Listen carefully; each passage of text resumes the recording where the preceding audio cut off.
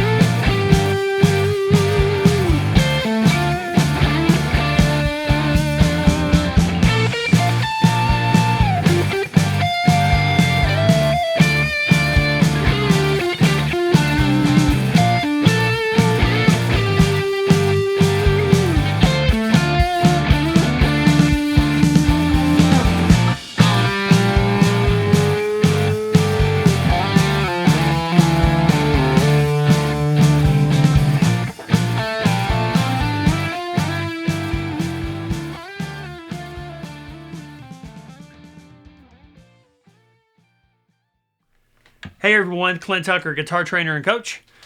Go ahead, like and subscribe, and let's get started. We're going to go ahead and tune up. 6E.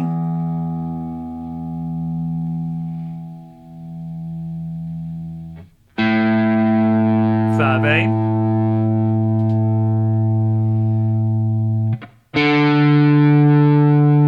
4D.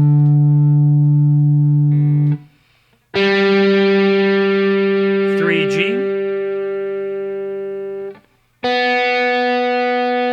2B. And 1E.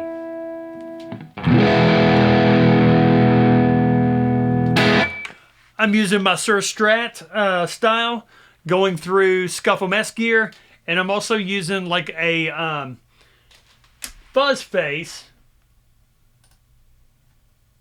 style. Let me make sure I've got that on. Oh, turning it on now. Now this fuzz face is on.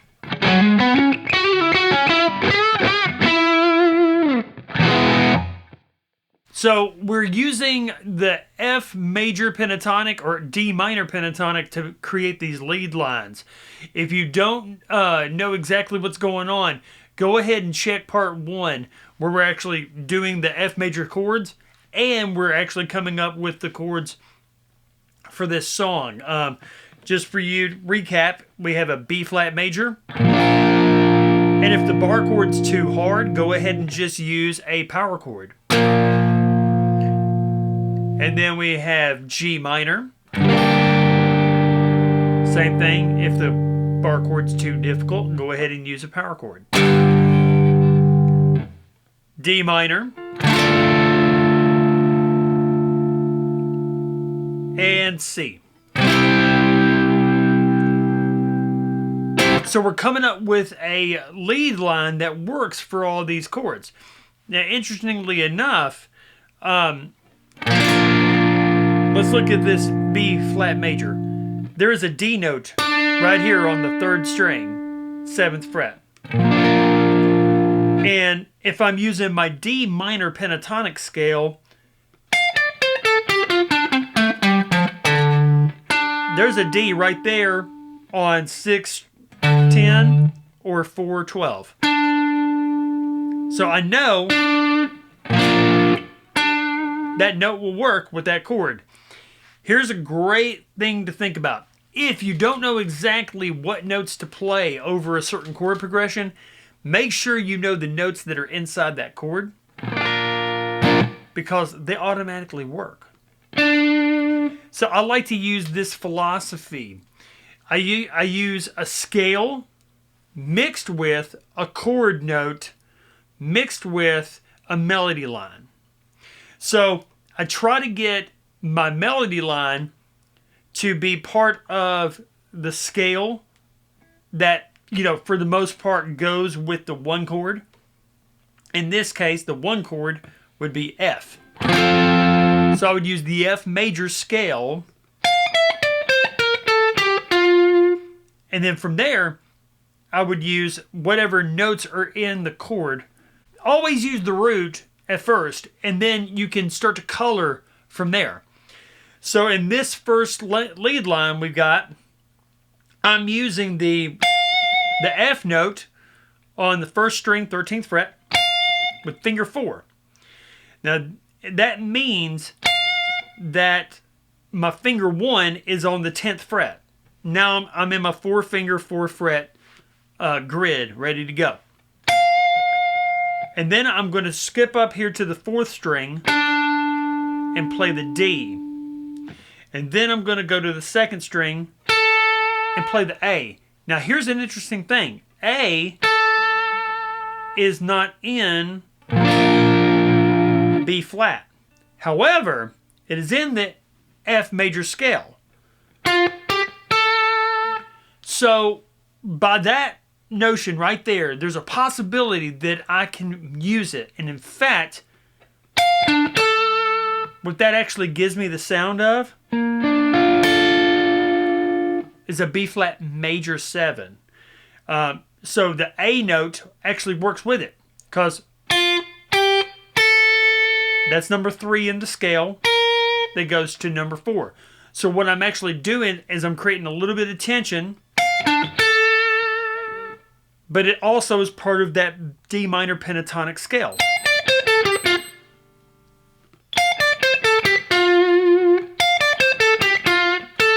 So I'll have that. Okay, so that takes care of my B flat chord. And then from there, it goes to G. Now what I'm doing out of that is I'm sliding from G on the 3rd string, 12th fret, to 14, back to G. So I've got one that's kind of complicated, then simple. So here's a great rule of thumb. If you're going to use something simple, make sure you add some extra noise and grit and attack with that. So one thing that I do is I'm scrubbing my strings. Think of it as a rake. People call it a rake. What you're going to do is you're going to... Now at first this is going to feel weird, but...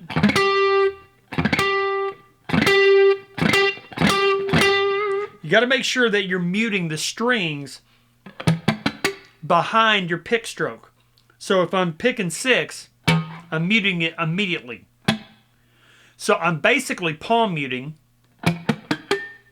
and then I'm lifting my wrist up when I want my audience to hear that note.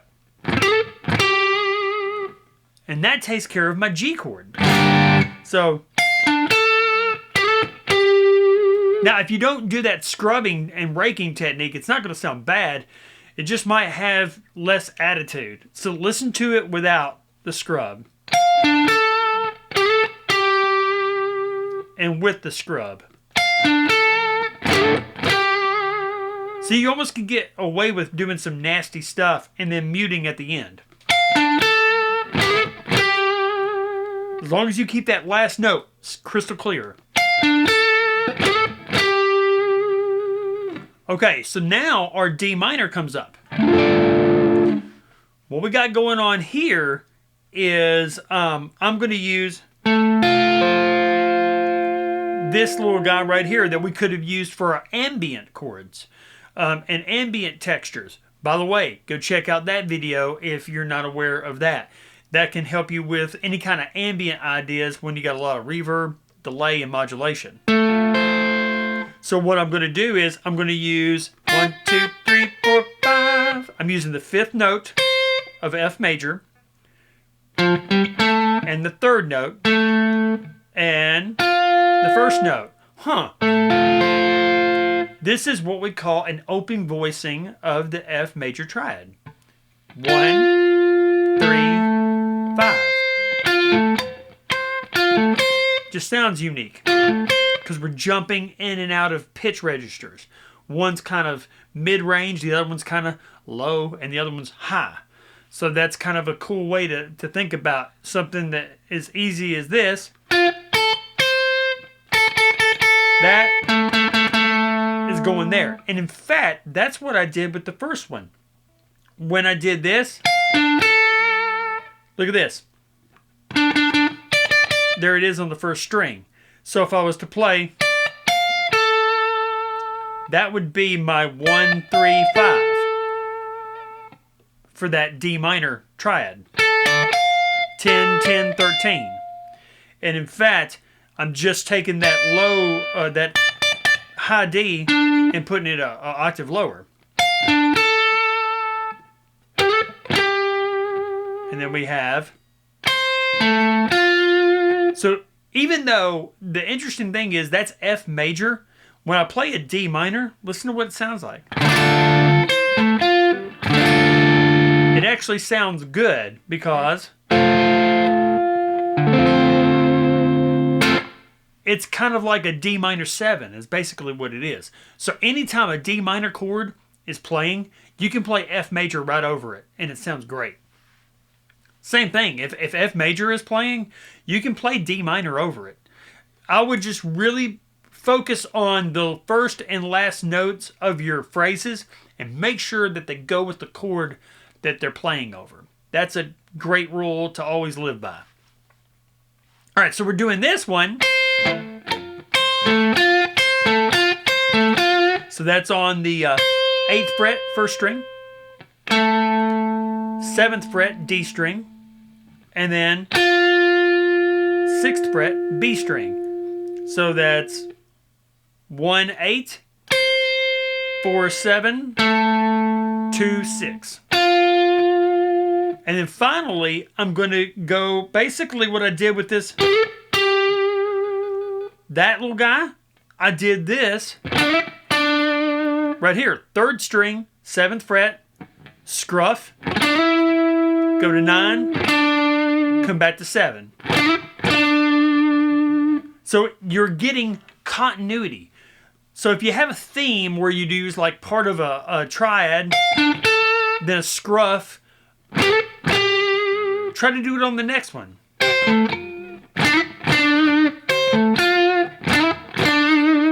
What's going to happen is you're creating this sense of continuity and glue, and that's what you want.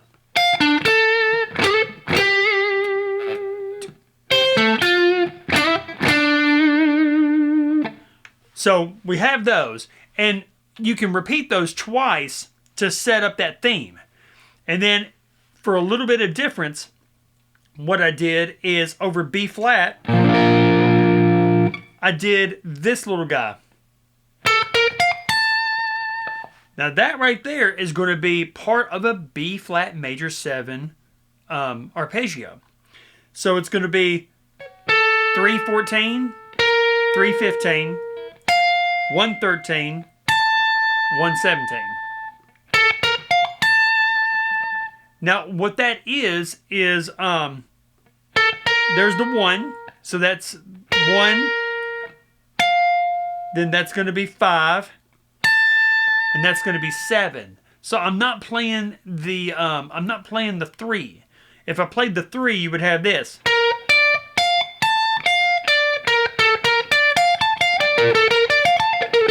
Which sounds fine, but I'm just not using that for this particular reason. Because I want that open sound. And then I'm going to go. And this right here is basically our 10 to 12 on the 3rd string, then 10 to 13 on the 1st string. Now what that's doing is that's setting up this sound of G minor 7.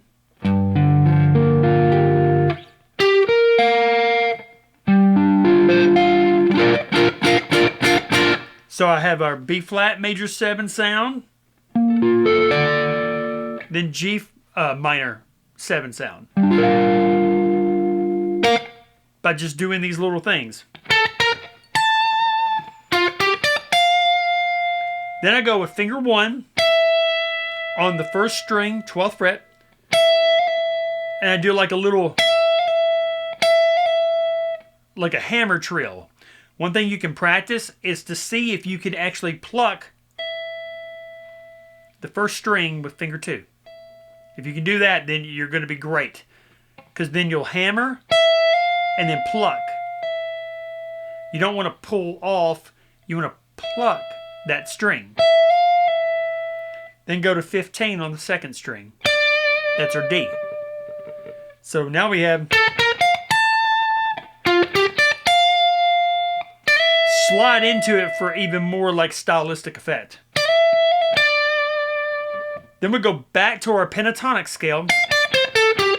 And I'm just going to do like a little bitty blues bend, okay? So I'm going to take the 12th fret, 3rd string, and do a little half bend.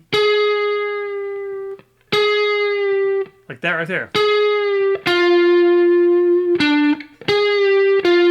And then I think I did 10, 12, and then 12 on the 4th string.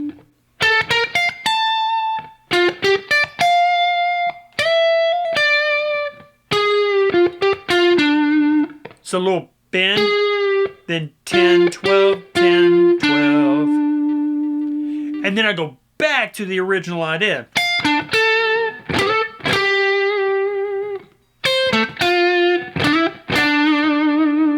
All right, so that gives us a great idea to start working with some lead lines. Don't forget, I have in the description backing tracks that you can practice along with. So I hope y'all have a great weekend. Be safe. Like and subscribe. Click that notification bell. And we got some great stuff next week. Y'all have a blessed weekend. We'll talk to you soon.